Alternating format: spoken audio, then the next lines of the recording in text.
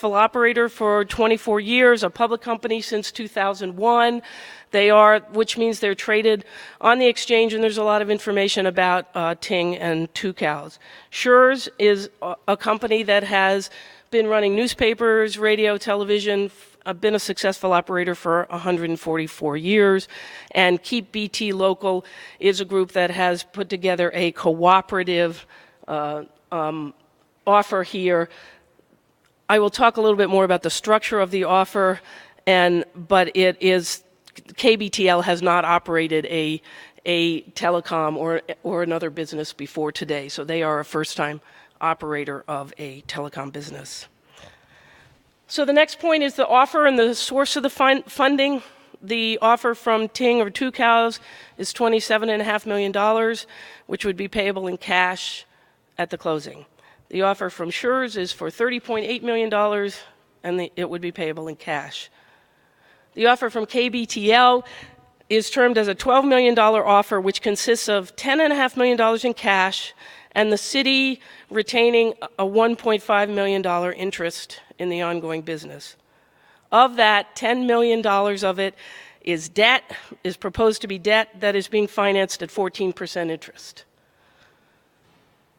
There are some additional considerations that each of the bidders has put forward. So Ting, Tucows will add $500,000 if the current projected financial target for this fiscal year is exceeded. They will also be responsible for, right now, BT has equipment in Memorial Auditorium, which may have to move depending on what in the future happens with Memorial Auditorium. And Ting, Tucows has committed to make that move of that equipment if necessary. And I know that for those of us who are lay people in equipment, there's a lot of equipment there, so it's a fairly expensive move. The estimate is about $800,000 for that move. Schurz has also indicated that they may do some increase based on current fiscal year finance to their initial offer if the performance is in excess of the current BT fiscal year 2018 plan. They have not given us a specific number in this letter of intent. KBTL has some additional considerations. All BT subscribers would become co-op members automatically at no additional cost to them. The city also uses BT, so we are a service user, and we would also have some co-op membership interest relative to our service usage.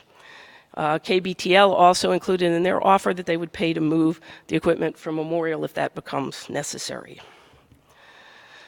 There has also been some consideration. One of the things reserved in the deal with Blue Water and Citibank was the potential for the city to retain some equity interest in the new Burlington Telecom going forward.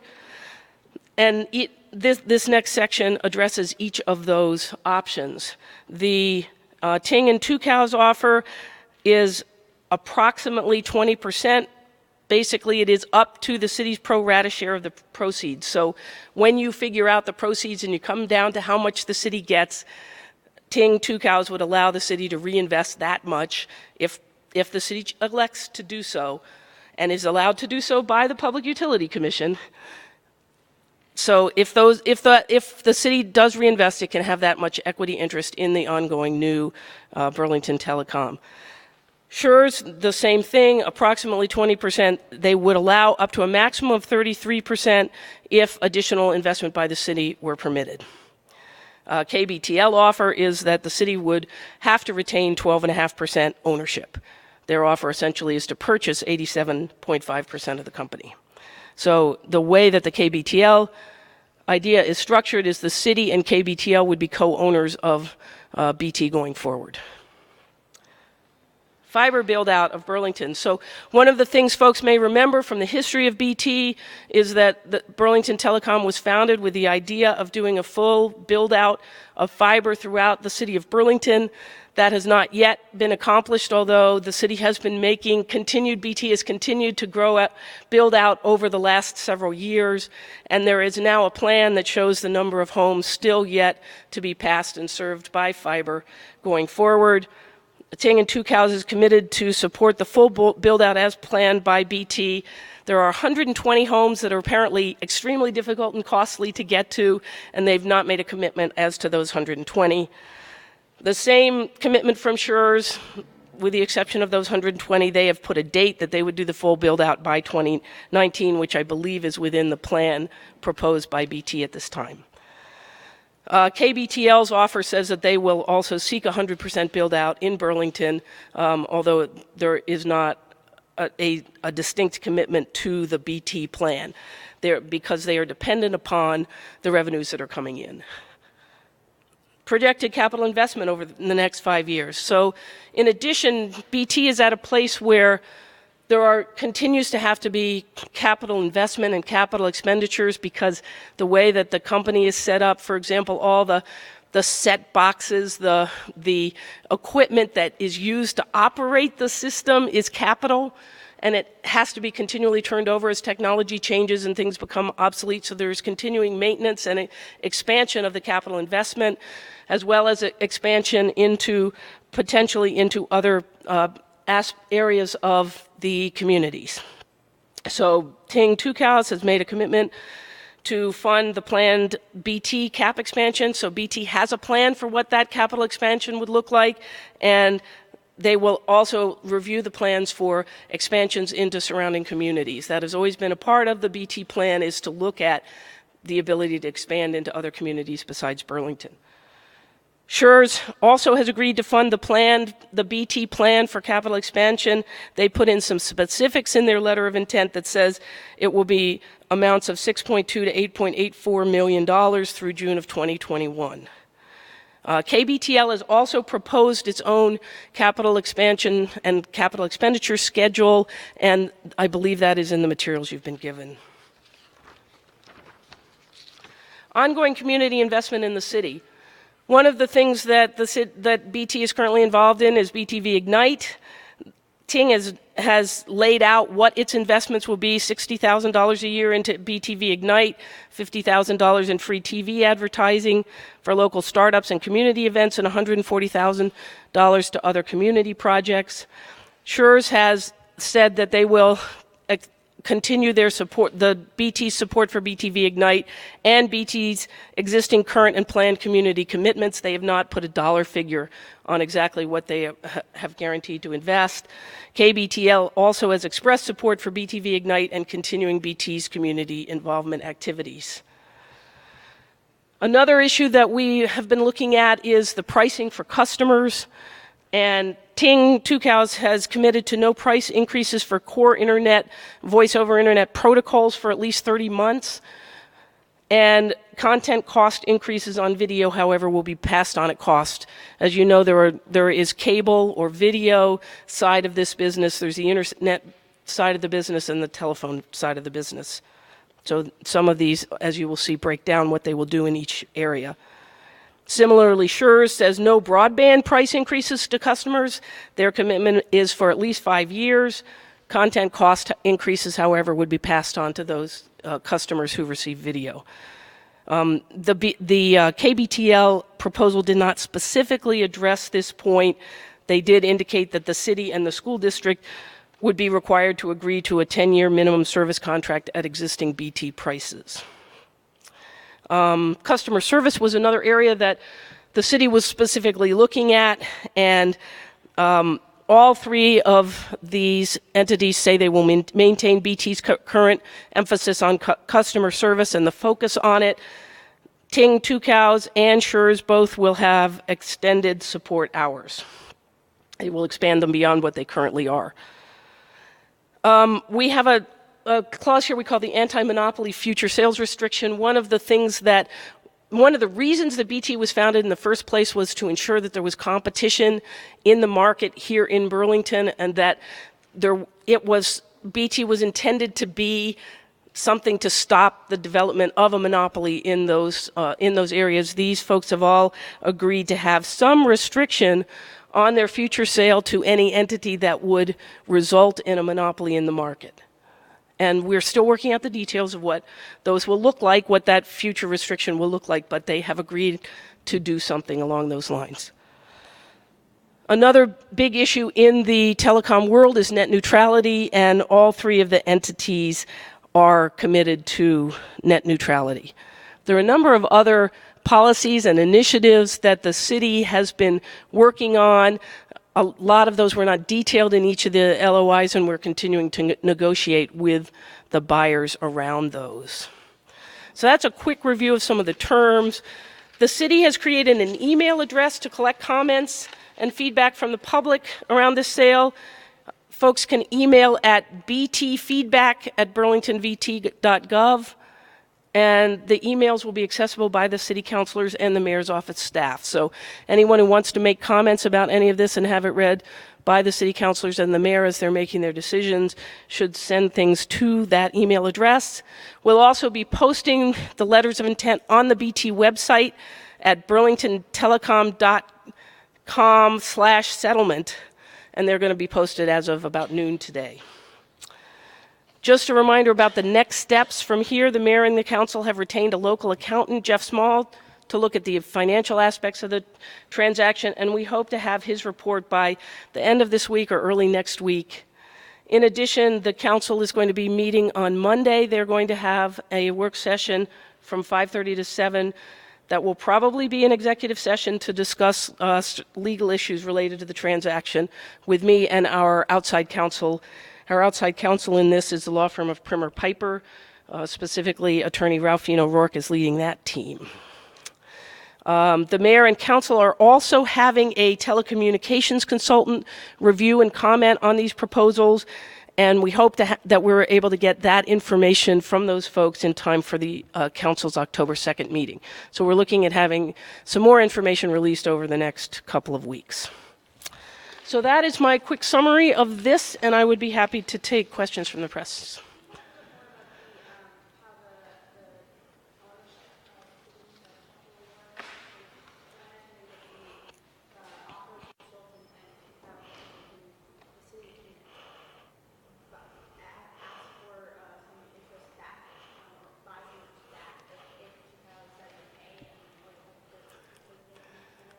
Yes. So right now, the offers are for cash to purchase the entire business by both Ting and Schurz, and the idea would be that there is an option that the city, and ultimately there's a formula for how that purchase price gets divided up, and as you'll recall, the city has committed to share part of its share of the proceeds with Citibank, and once we go through figuring out what all that share is, the amount of money that's left, both Ting and Schurz will allow the city to reinvest that money into the business. Ting and Two Cows, this is the line that's called potential city equity percentage. Ting up to 20%. Schurz, our estimate is it probably wouldn't be more than 20%, but they would allow up to a maximum of 33% interest.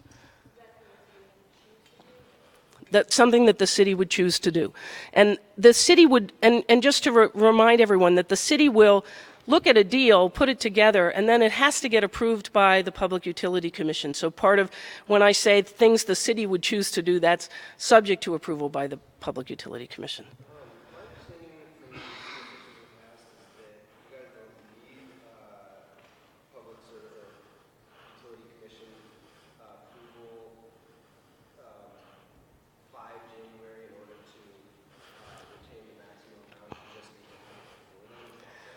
Right. The way that the arrangement with Blue Water works is that we have to have this purchase and sale agreement. It's going to be called something a little different, but this purchase agreement with these purchasers signed in a way that's binding and subject just to approval by the Public Utility Commission. That has to be done by January, the beginning of January. And then if the commission didn't sign off after that, then we would be in a difficult position. And that's why we have to put forward something that we believe that the Public Utility Commission will sign off on. Well, to some extent, I mean, I guess you're saying what will happen in the future if such and so happens. It's a little hard for me to say, but ultimately we would have missed the deadline for the city to be able to get its 50% interest if the purchase and sale agreement, if a contingency in it failed.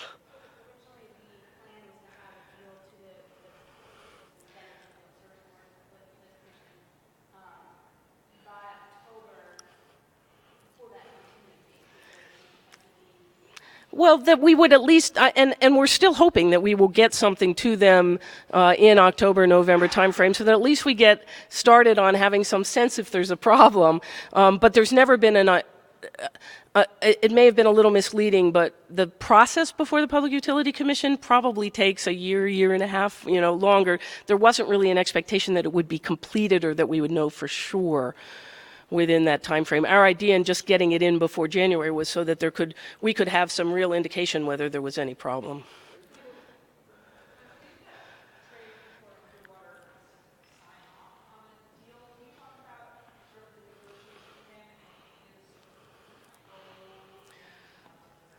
Yeah, it's a little bit of a complicated deal because, as you'll recall, the arrangement with Blue Water is that Blue Water actually owns the assets of Burlington Telecom, or most of the assets of Burlington Telecom, and leases those back to the city that serves as the operator. And what this deal will be is Blue Water and the city both selling the portions of the assets each of us owns to this new entity. So Blue Water will indeed have to be involved in this. And yes, and then Blue Water gets a portion, and then the city gets a portion, and then it gets split from there.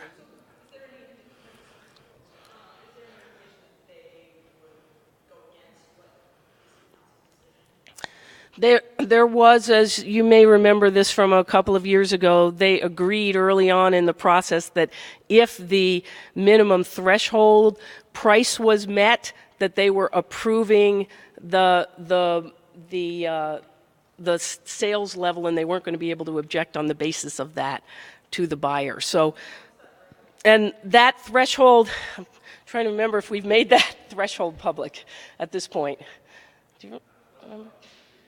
Yeah, I'm not sure that we've made that threshold public, and I'll actually have to check on that. So let me make sure. But let's say that right now, at 27.5 million, 30.8 million, and 12 million would all meet the threshold.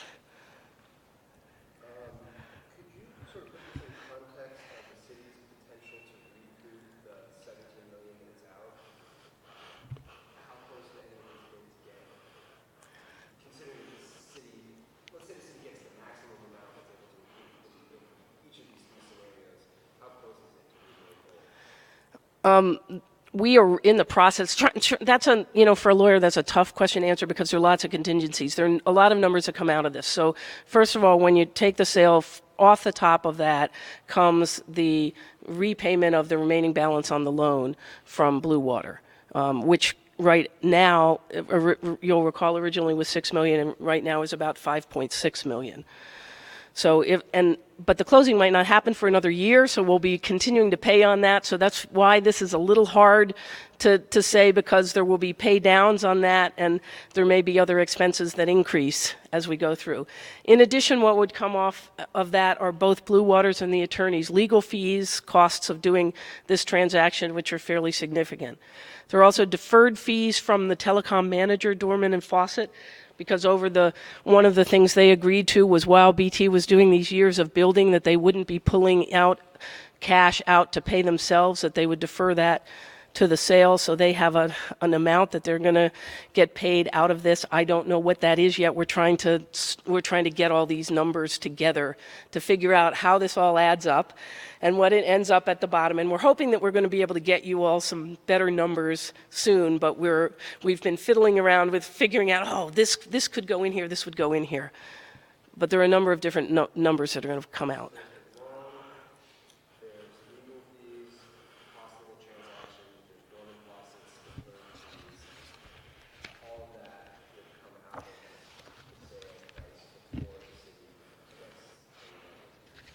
Yeah, let me see if I missed anything.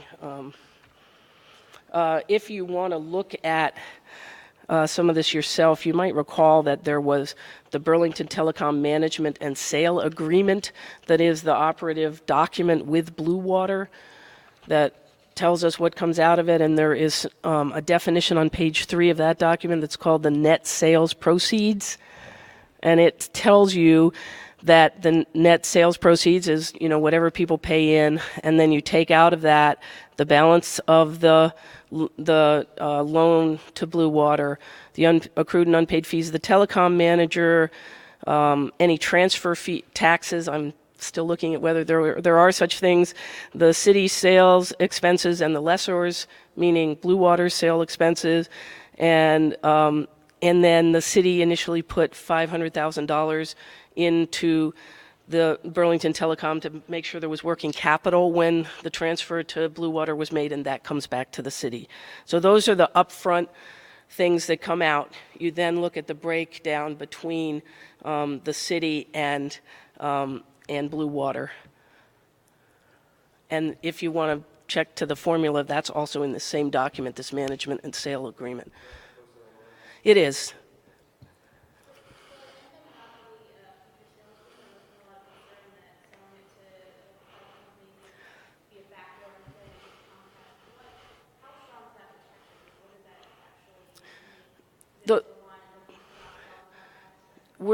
It is not that. It is not that, which probably lawyers, we would go, you can't, But what we're looking at is that putting a restriction that says that there wouldn't be a sale at some point, and we're negotiating exactly how long can somebody make this agreement for, that wouldn't sell to another company that would, when combined with purchasing BT, give that new company more than 75% of the market.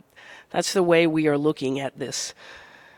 So that we're saying there has to be some competition, and we're saying once you get over 75% of the market share, then you are looking more like a monopoly than we're comfortable with.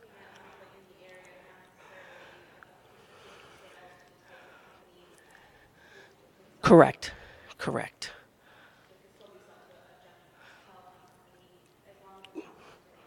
Correct.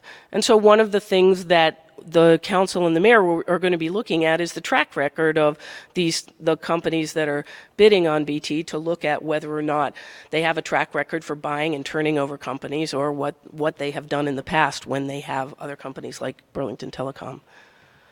And I think you'll read in the letters of intent that they address some of those concerns.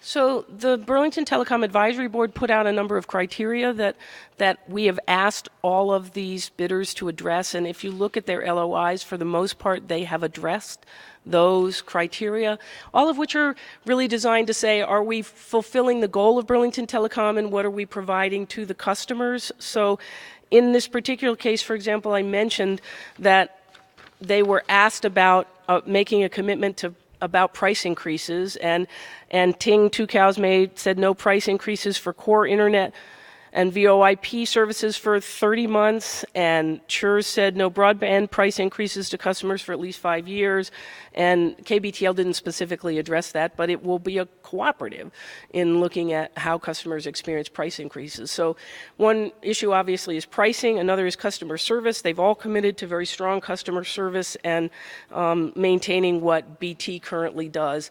The two national entities, or out-of-state entities, Ting and Churs, will have extended support hours beyond what customers currently experience. And in terms of certain policies that customers feel like net neutrality, they have all come out in favor of net neutrality.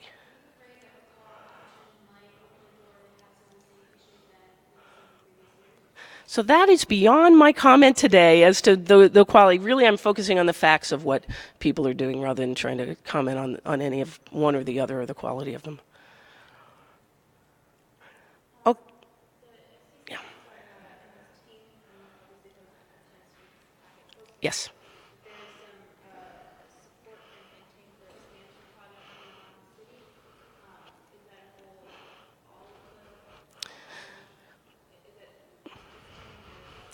That has been a goal of BT for a long time, is to look at, and the ability and the financial ability to be able to expand beyond Burlington. Right now, BT has some services in Winooski and South Burlington a little bit, and this is looking at expansion. So yes, all of them have that as something that they are looking at as a potential goal.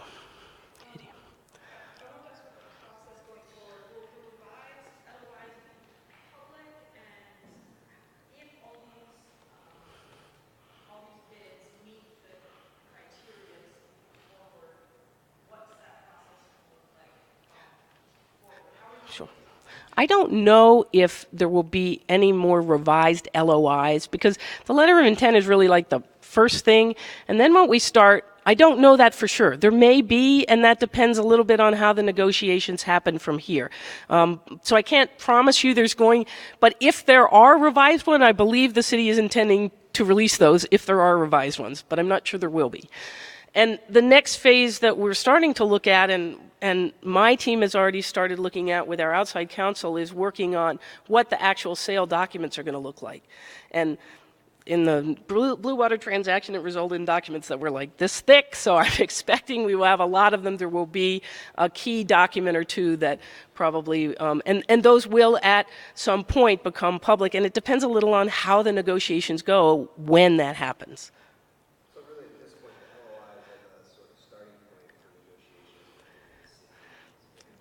They're well into the negotiation phase. It's really we're flipping the switch to getting to really saying, okay, now we're in the home stretch of getting to the final legal documents. So we're kind of past the open-ended negotiations to the real details.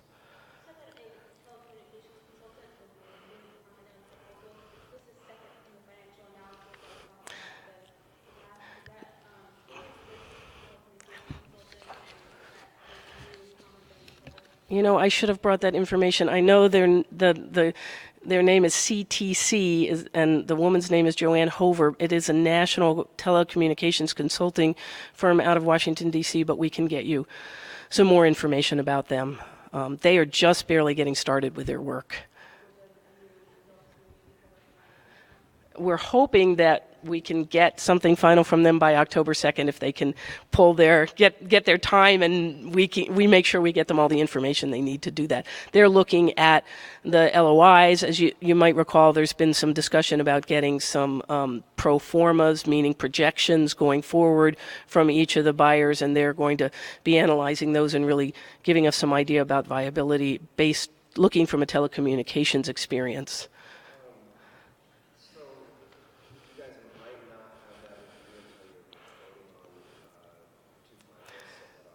We may not have that in final. I just don't know. That we're trying to get it as soon as we possibly can.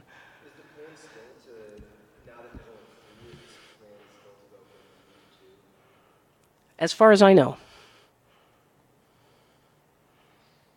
All right. Yep.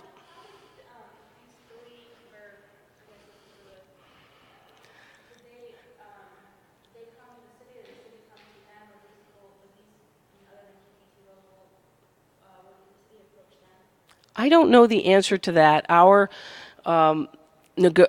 outside consultant that has been dealing with this, Terry Dorman, I think you all are aware of, did a variety of things. He reached out to people reached out to him. He let folks know in the industry that these were options, and how individual buyers came, I don't know.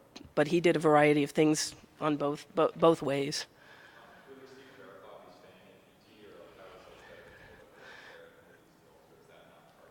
That'll be part of sort of the next negotiation. I didn't put in here, but basically all three were saying they're intending on keeping most of the management staff still, and I believe that Dorman and Fawcett has made a commitment to stay on for some transition period, and beyond that, there is nothing set in any of these about whether they will have any future role beyond the transition period. Okay, great. All right. Thank you very much, folks. And if you have other questions, obviously, let us know.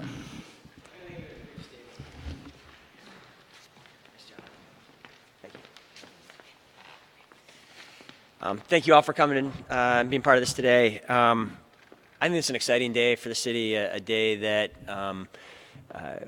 many did not think we would get to back in the darker times, the Burlington Telecom history in the 2000s, 2009, 2010 period. I just wanted to thank some people. Basically, I appreciate the hard work that the three finalist bidders have put into the proposals the city has shared today, and I want to thank them for their willingness to participate in this transparent, extended, and competitive process. While I I'm going to defer weighing in on the merits of the specific proposals until after the final City Council executive session next Monday. My review of the proposals leads me to conclude that we are on track to secure an outstanding resolution to the Burlington Telecom issues that have challenged the city for a decade. As long as the city gets the final steps of the process right, the days of Burlington residents and businesses being held back by a broadband monopoly are behind us for good. We will ensure excellent, affordable, high-speed internet service for Burlington residents and businesses for years to come, and we will close the book on the financial challenges that I promised to resolve as a candidate for this office in 2012. I thought Eileen did a great job laying out the differences between the proposals and answering your questions. She's a lawyer. She's a little more risk averse than her politician colleague. I would say, and I think Eileen is right, that we cannot project exactly where the kind of financial numbers are going to fall out. But on the higher bids, it is pretty clear to me that if we go in that direction and nothing surprising happens, that the city will recoup approximately $5 million of the taxpayer resources that were lost during the run-up to 2010. That number could go up a little bit. I don't expect it to be significantly lower than that. Some people may compare that to the 17 million and think that isn't enough. I am pleased that we would be in position to consider options that would get millions of dollars back. I think there was a lot of skepticism that any of that would be possible. I also think as we evaluate what we've done here and evaluate the financial impact to the city, it's important for people to look beyond just the direct financial return to the city and look at the broader financial picture. The city was in a very deep hole in 2012 when it was being sued by Citibank for $33.5 million plus penalties and interest. In addition to the $17 million of taxpayer funds that we didn't have access to. And we had our credit rating downgraded to the edge of junk bond status. And that was having a very significant financial impact. Because we have fixed BT, we have restored the city's financial credit rating. That is something that saves us millions of dollars a year. When we get this last step done and get it right, our credit rating agency has indicated that we may well get further upgrades from there. So that larger impact on the city's finances than the direct return of revenue is something else that needs to be kind of considered when evaluating, I think, how good of an outcome we could secure here.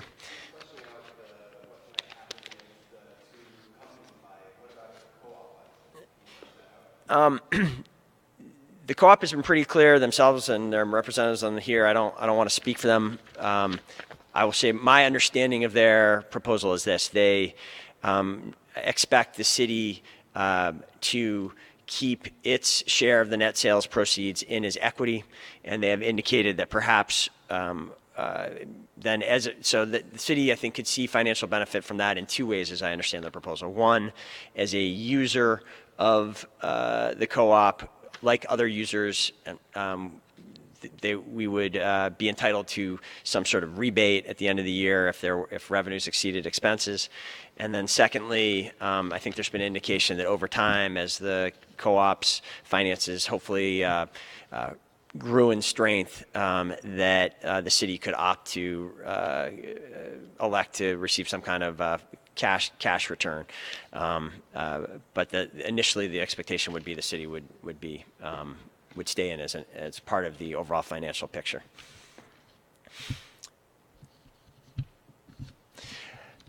I think I'm going to leave it there for now, and look forward to talking to all of you more in the weeks ahead as we move towards the conclusion of this process. Katie.